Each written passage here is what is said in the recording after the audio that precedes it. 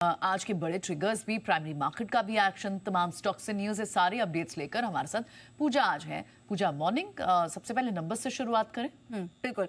Nifty में इन्फोसिस से शुरुआत कर लेते हैं। काफी शानदार नंबर्स आए हर फ्रंट पर और ये इकलौती आईटी कंपनी है जिसने कि रेवेन्यू के फ्रंट पर हम देखें तो ग्रोथ यहाँ पर देखने को मिली है। सीसी टर्म्स में 2.6% की ग्रोथ कंपनी ने दर्ज की है क्वार्टर ऑन क्वार्टर, और सालाना आधार पर भी देखेंगे तो 3.8% की ग्रोथ देखने को मिली है। डील के फ्रंट पर भी नंबर्स अच्छे नजर आ रहे हैं। FY26 के लिए रेवेन्यू गाइडेंस जो एक्सपेक्ट की जा रही थी बढ़ाएंगी कंपनी, वो भी बढ़ा दिया, 1 से 3% का यहाँ पर रेवेन्यू गाइडेंस भी दिया। तो स्ट्रॉन्ग नंबर्स हर पैमाने पर।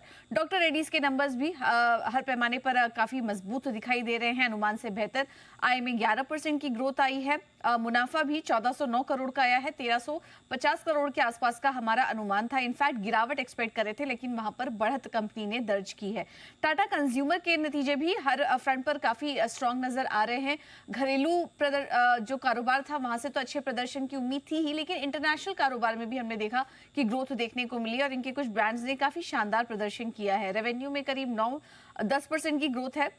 मुनाफे में 15% की ग्रोथ कंपनी ने दर्ज की। अब आते हैं वायदा कारोबार में, और यहाँ पर भी आईटी कंपनियां फोकस में आज बनी हुई हैं। पर्सिस्टेंट सिस्टम्स, काफी शानदार नंबर्स। रेवेन्यू में करीब 3% की ग्रोथ है। मुनाफा भी बढ़ा है कंपनी का, और करीब एडजस्टेड पैट अगर देखेंगे तो 7.4% की बढ़त यहाँ पर देखने को मिली।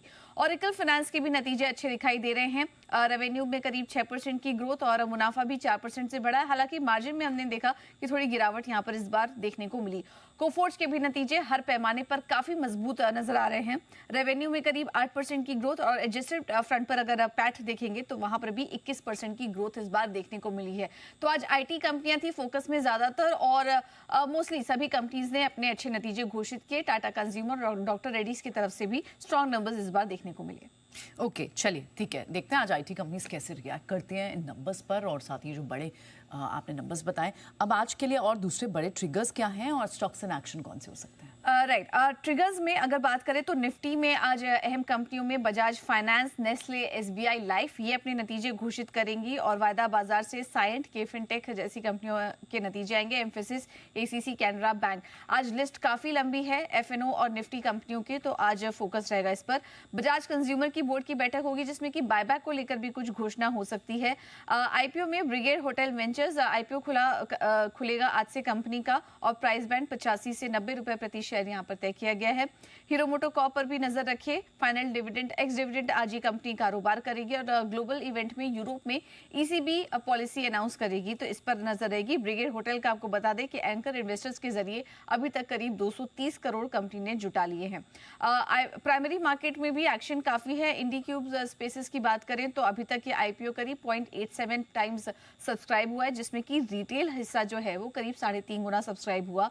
और GNG इलेक्ट्रॉनिक्स के IPO को भी काफी अच्छा रिस्पॉन्स, टोटल जो सब्सक्रिप्शन मिला है वो करीब 9 गुना है, और रिटेल हिस्सा करीब 8.8 टाइम्स सब्सक्राइब हुआ। अब आते हैं खबरों वाले शेयर्स पर। खबरें भी आज काफी इंपॉर्टेंट है। आज फोकस रहेगा तिलक नगर इंडस्ट्रीज पर। कंपनी ने इंपीरियल ब्लू ब्रांड को स्लम सेल के जरिए खरीदने की घोषणा कर दी है। बड़ी खबर है, 4150 करोड़ में ये डील होगी, और इस अधिग्रहण के बाद पैन इंडिया में कंपनी IMF लिकर कंपनी बन जाएगी, और इसके तहत कंपनी यहाँ पर बड़े एक सेगमेंट में एंट्री लेगी। इसके अलावा बोर्ड बैठक में भी कंपनी ने फंड जुटाने को मंजूरी दे दी है, जिसमें कि करीब 6500 करोड़ रुपए कंपनी डेट और इक्विटी के जरिए जुटाएगी। आगे बढ़ते हैं, BEML पर भी आज फोकस रहेगा। रक्षा मंत्रालय की तरफ से कंपनी को करीब 290 करोड़ का ये ऑर्डर मिला है। IEX पर भी नजर रखिए। एक नेगेटिव खबर आ रही है कंपनी के लिए। CERC ने मार्केट कपलिंग नियमों को मंजूरी दे दी है। 2021 के पावर मार्केट रेगुलेशन के तहत ये मंजूरी दी गई है, और अब हम देखेंगे कि कंपटीशन काफी बढ़ता हुआ नजर आएगा IEX के लिए, जिसमें कि कंपनी का करीब 85% स्पॉट मार्केट में मार्केट शेयर है। तो कॉम्पिटिटिव यहाँ पर एक्सचेंजेस होते हुए दिखाई देंगे। इस वजह से IEX के लिए आज नेगेटिव खबर हो सकती है।